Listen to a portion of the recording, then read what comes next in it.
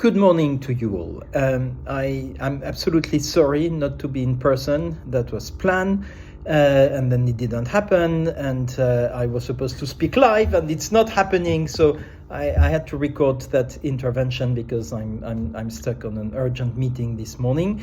And really apologies for that, which will prevent me from taking questions. But I'm sure you will have a debate. Reuven nicely invited me to deliver a keynote speech. Recorded is not the same, and I wouldn't like you to fall asleep without me realizing that. So I will try to be short. And I think Reuven wanted me to share with you the policy objectives of the tax reform which has happened over the past 15 years or 10 years if we talk about corporate income tax, and that you will be debating over the course of the day. So I will put my old hat as OECD tax chief.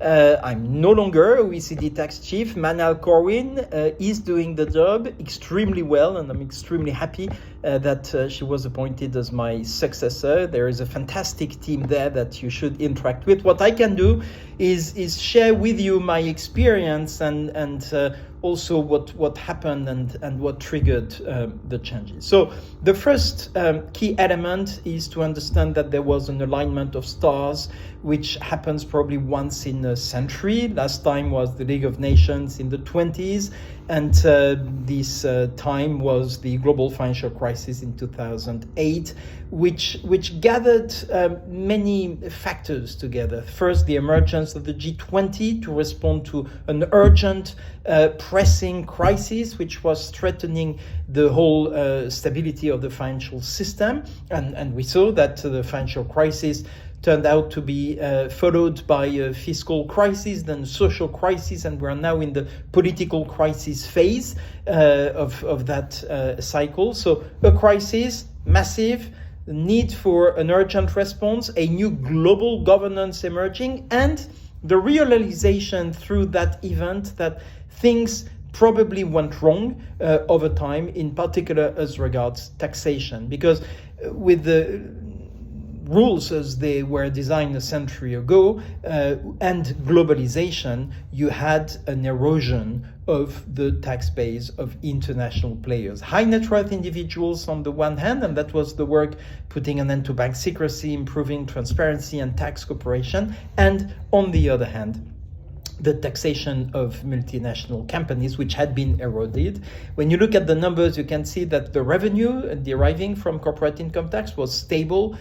So some would say, and some did say, when we launched the BEPS project, what on earth are you doing? Everything's fine. The revenue is stable, but actually it should have increased given the number of incorporation, given the increased profitability of companies, and that showed an erosion in real terms of the tax base of multinational companies. So you have the event, the global financial crisis, which is a political awareness that things have shifted from a system designed to eliminate double taxation. Actually, we had, with liberalization, globalization, the financiarization of the economy, a phenomenon where the rules to articulate the tax sovereignties resulted in double non-taxation.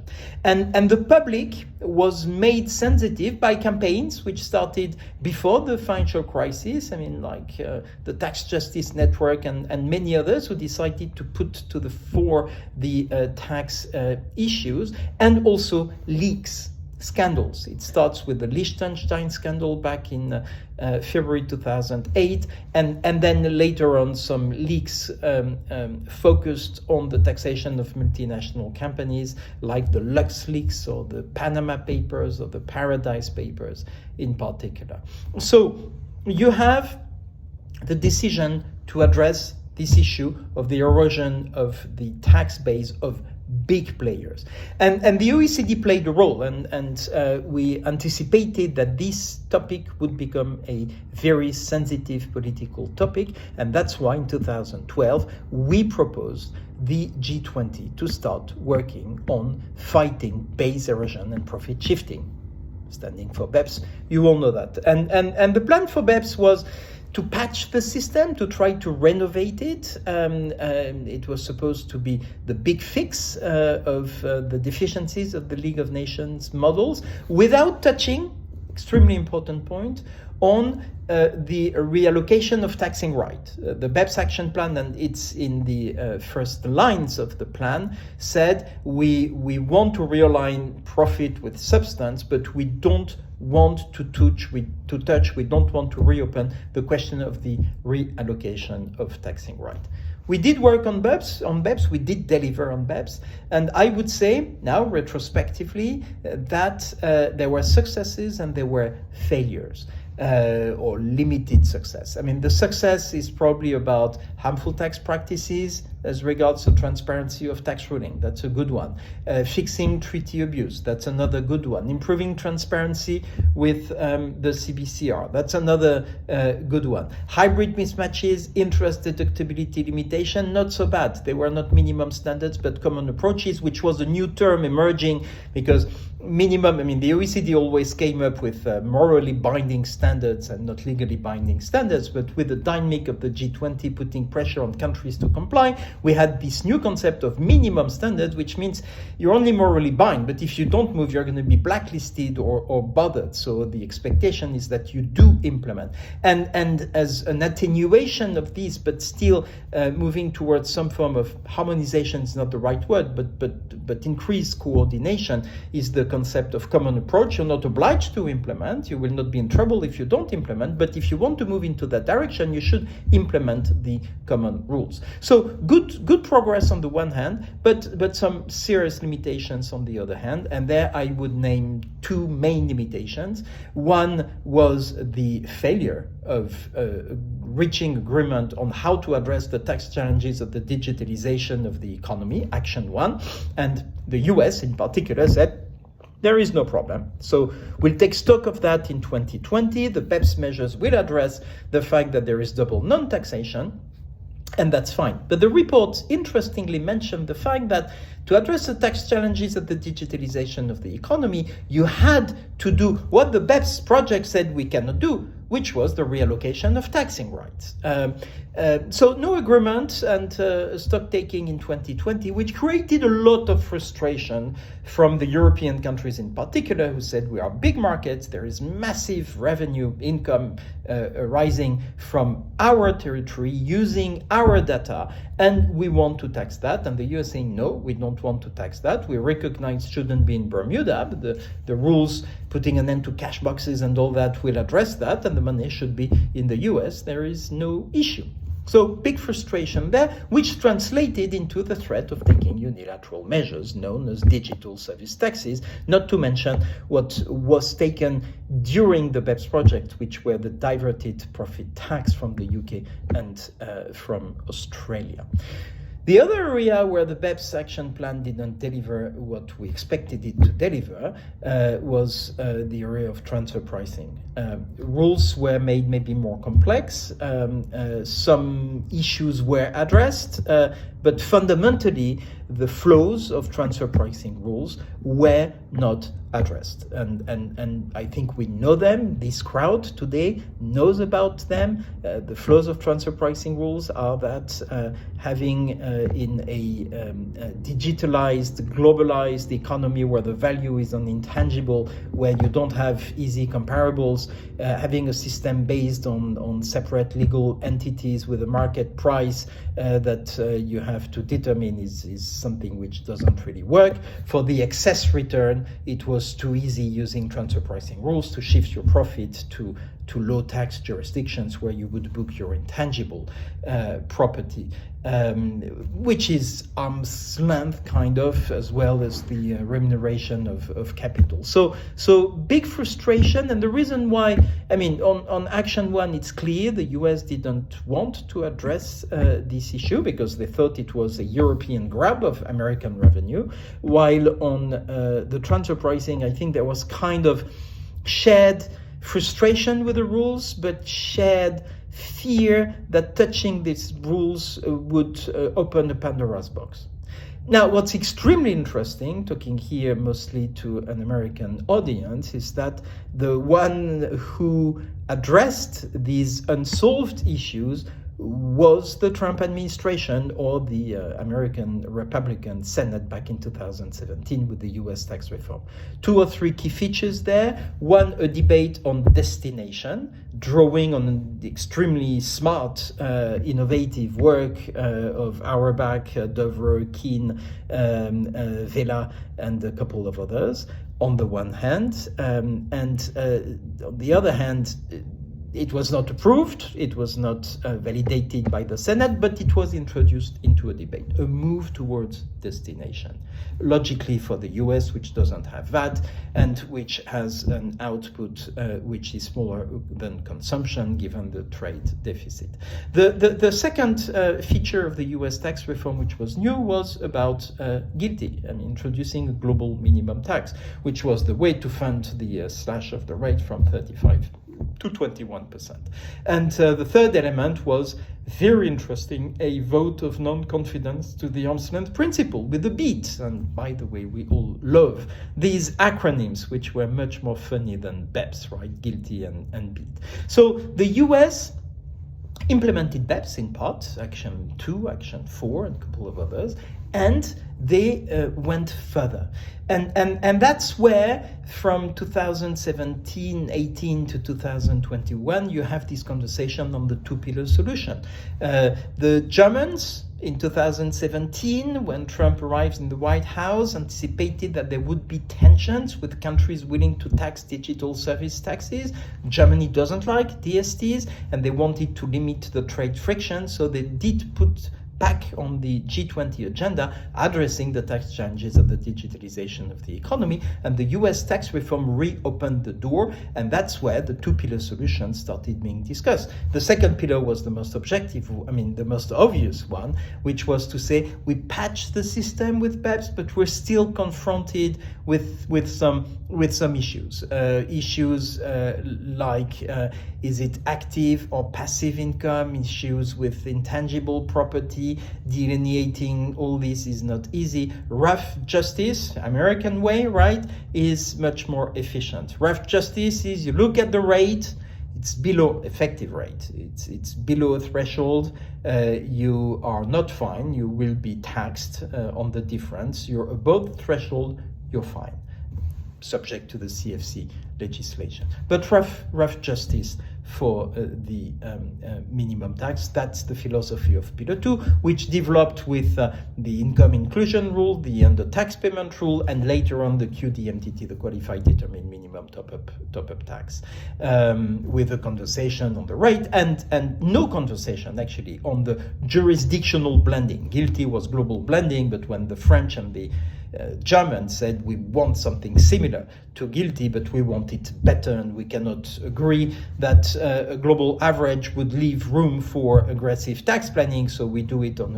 a jurisdictional blending. The Pillar 1 was a conversation to avoid or to help countries not take unilateral measures like DSTs. It worked for many, it did not work for all. The French, the Italians, the Spaniards, and a couple of others. The UK introduced digital service taxes. There were trade tensions, there was a conversation, but the Trump administration agreed to say we need to revise that. And the background was this crisis on transfer pricing, or the crisis of confidence in transfer pricing, and the introduction of the BEAT in the US, and the digitalization of the economy debate, which basically turned into a conversation first on the new nexus. And the idea of a digital permanent establishment was quickly abandoned to say, well, actually, you can have a PE, but if you have no functions in the country, you will have no profit. So the point is, yes, we need a new nexus, in particular because of digital companies, but not only. You may have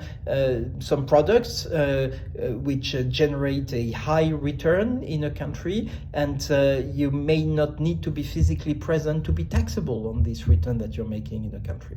And the new nexus was the first aspect of that, which means you move away from the permanent establishment criteria. And the second one was allocation of profit. And allocation of profit could no longer be along the lines of the traditional transfer pricing rules. And that's where the conversation shifted to, without saying it, destination.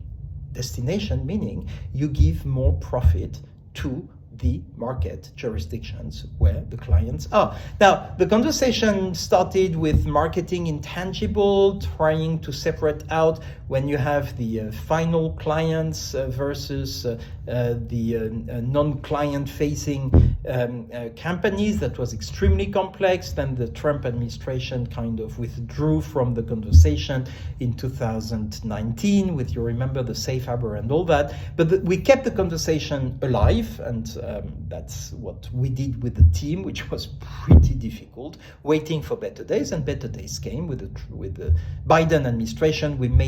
Which made that top priority. Itai Greenberg, the then delegate of the US, came up with an approach which I think was designed and devised as being bipartisan, so that it would have a chance to pass in the US. Bipartisanship is dead in your country, isn't it? At least for the time being, or it's in coma, let's say. So it didn't work. But I think the design remains bipartisan in the sense that it should please everybody. It's limited to a few companies above 20 billion euros of revenue and 10% profitability, back to intangible income, excess return, and it no longer differentiated consumer-facing companies and non-consumer facing companies, much more simple.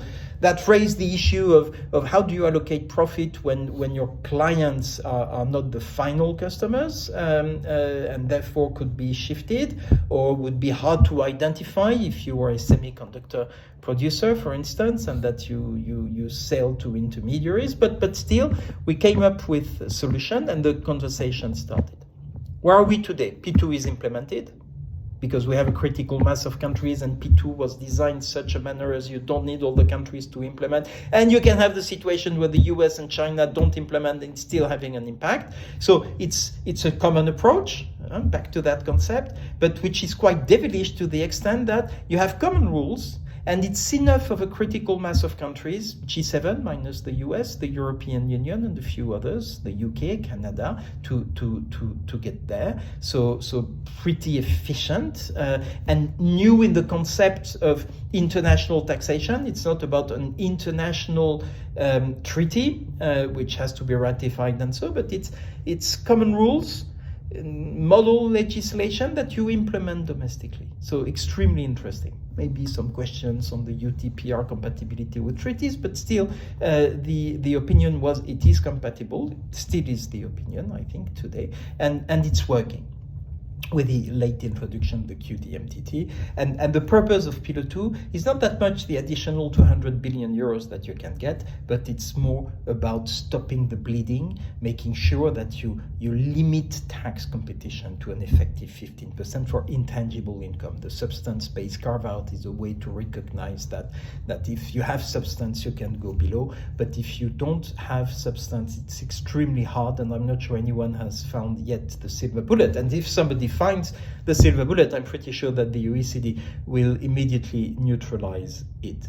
Pillar 1 has been an endless story, and I don't see the end of it yet. An endless story because it requires consensus and unanimity, actually, to change bilateral treaties, which means you need to have the US, and the US has a system, a constitution, which doesn't provide for the executive to commit the legislative branch. And given how damaged the institutions are in terms of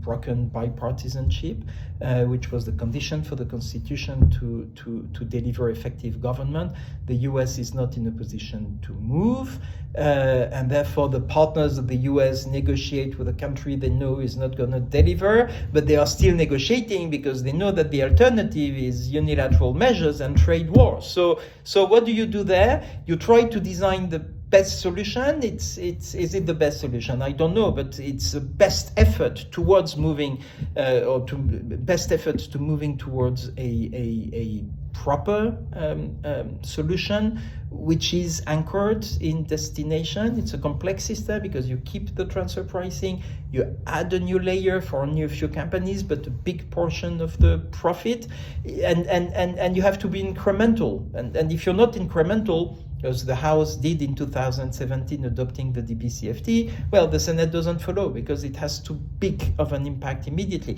So how do you combine that? The balance may not have been reached. I think we have a destination, that's destination, and a difficult now phase because the multilateral convention is going to be ready soon. It will be signed probably.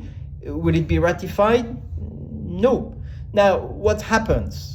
Maybe countries go back to unilateralism or move to unilateralism and take DSTs, but on digital, but why not on pharmaceutical, on where you have the intangible property, and then you have a tax war. All that in a world which is geopolitically fragmenting and where you have some challenges between the OECD and the UN, which wants to grow, and where developing countries could just state the majority view, but the majority in terms of number of countries, not necessarily in terms of GDP, and majority in tax doesn't give anything because countries are sovereign, and if you don't have consensus, they are not bound. So you have a serious risk here of divergences and possibly chaos, even though countries do their best efforts to believe that the conversation is still going on. They're buying times. And you know what? Let's be optimistic, and I will conclude with that.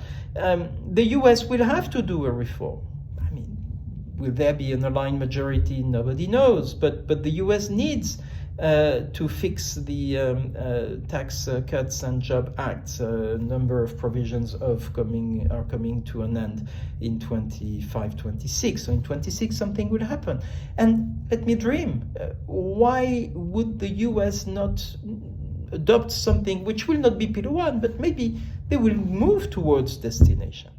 Now, if they move towards destination with a new nexus, and given that domestic legislation in the US does override treaties, well, you have the US aligned with what seems to be the current solution. Now, the US does treaty override, so they may not need to sign a multilateral convention, or they may sign a multilateral convention which could be readapted to mirror what the US would have done. And it's an executive agreement in the US, and for the rest of the world, this is a multilateral convention. Countries have to sign and ratify, and they would, as was the case with the multilateral agreement for implement the common reporting standard. So what I'm saying here is, the story is not finished, and I'm not sure it will end up like that, because the alternative is chaos. And that's where I think everybody, including the largest American companies, do not have interest in facing chaos. So that's where we are. Many uncertainties, geopolitical uncertainty, domestic political uncertainty in the US. But if we step back, and I stop with that, if we step back, 15 years ago, we had no tax cooperation, we had bank secrecy, we had massive base erosion and profit shifting, we had just tax treaties which were purely bilateral and which were poorly articulated.